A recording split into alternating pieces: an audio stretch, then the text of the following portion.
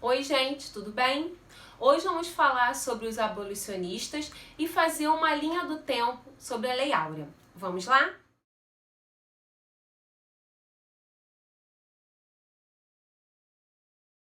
Em 1831 foi sancionada a Lei Feijó. Se essa lei tivesse sido colocada em prática, a escravidão já começaria a ser extinta a partir desse momento. Mas, como se dizia na época, as leis abolicionistas eram leis para inglês ver, porque na prática ela não funcionava. Mas Luiz Gama, ele utilizou muito esse artifício da Lei Feijó, porque todos os escravos que entravam aqui de maneira ilícita, ele conseguia libertar. Porque essa lei falava isso, que os escravos que entravam aqui a partir de 1831 seriam libertos.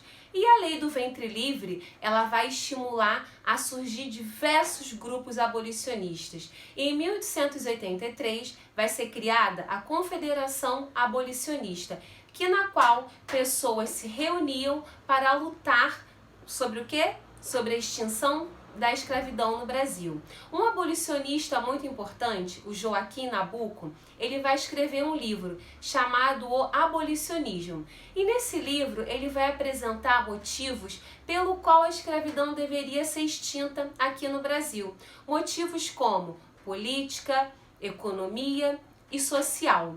Joaquim Nabuco, ele queria conscientizar a sociedade até chegar à esfera parlamentar, mostrando que a escravidão não era uma coisa muito boa. Ele queria algo lícito através da lei.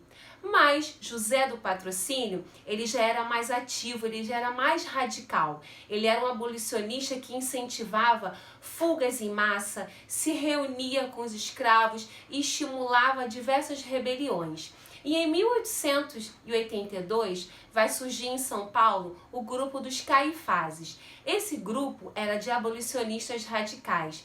Eram formados por comerciantes, advogados, médicos, ex-escravos, ex-proprietários de escravos. Esses sim estimulavam rebeliões, revoltas, fugas em massa, davam até alforria a diversos escravos, e esses ex-escravos, eles eram chamados também de escravos espiões, porque eles eram colocados nas fazendas para estimular aqueles escravos a saírem daquela situação e a se rebelar contra seus senhores. Uma coisa interessante, em 1884, duas províncias vão libertar os seus escravos, a província do Amazonas e do Ceará, mas porque elas também tinham poucos escravos.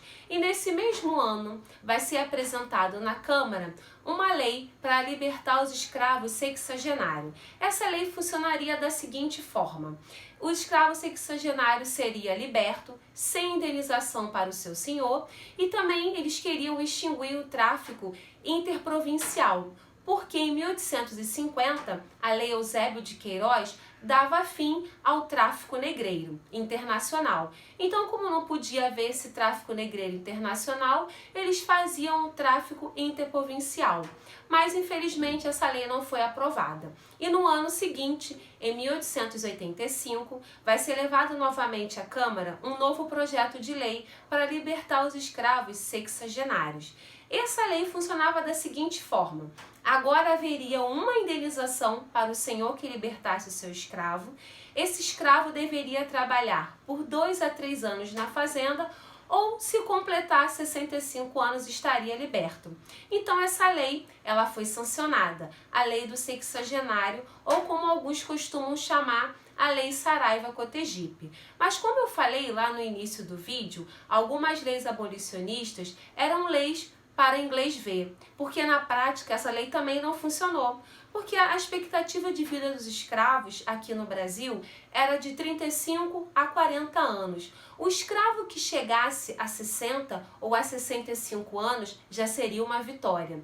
E se ele fosse liberto, para onde ele iria? Ele ficaria abandonado à própria sorte. Então alguns acabavam ficando sob a tutela do seu senhor, trabalhando na mesma condição de antes. Mas algo nunca visto no Império vai acontecer. Em 1887, diversas rebeliões em diversas províncias do Brasil vão acontecer. Vão ser estimuladas pelos caifazes.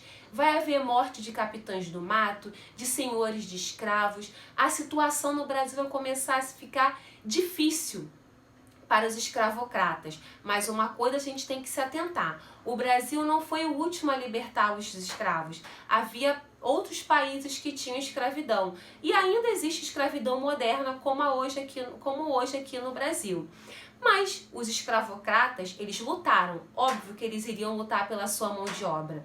Eles vão lutar, alguns vão lutar de maneira ilícita, vão até o governo, vão fazer queixa. Outros vão lutar de maneira ilícita, vão montar milícias privadas e vão mandar matar abolicionistas e escravos rebeldes.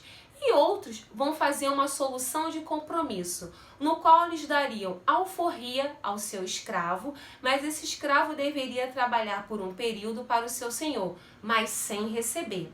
Nesse turbilhão de coisas acontecendo no Brasil, Deodoro da Fonseca, o representante do exército, ele vai escrever uma carta à princesa regente, à princesa Isabel, solicitando que os militares do exército não caçassem mais escravos fugidos, mas ela foi negada. Devido à negativa, mesmo assim, os militares do exército não vão mais caçar escravos foragidos. Então, chegamos em maio de 1888, especificamente em 3 de maio.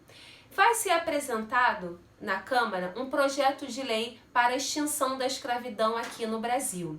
Esse primeiro projeto foi apresentado da seguinte forma: o negro seria alforriado mediante indenização para o seu senhor. Ele deveria trabalhar até o final da safra e deveria morar aproximadamente por 6 anos no município no qual residia. Mas essa lei não foi aprovada.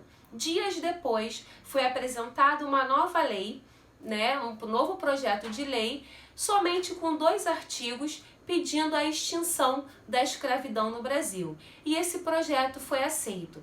Ele foi sancionado e assinado pela princesa Isabel no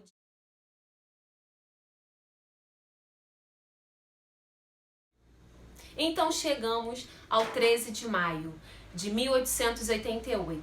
A Lei Áurea ela foi sancionada e assinada nessa data pela princesa Isabel. Não podemos tirar o seu mérito por ela ter assinado a lei. E vão acontecer festejos em diversas partes do país. Mas depois dos festejos, a ficha cai. Esses negros eles foram abandonados pela sociedade, pelo governo e abandonados até pelos grupos abolicionistas que se dissolveram logo após ver o seu projeto sendo realizado. E alguns negros desorientados, sem saber o que fazer, continuaram nas fazendas sob a tutela do seu senhor. Outros resolveram seguir para as cidades, em busca de direitos, de uma qualidade de vida, de um trabalho, mas chegando na cidade, quem daria emprego como hoje a um negro?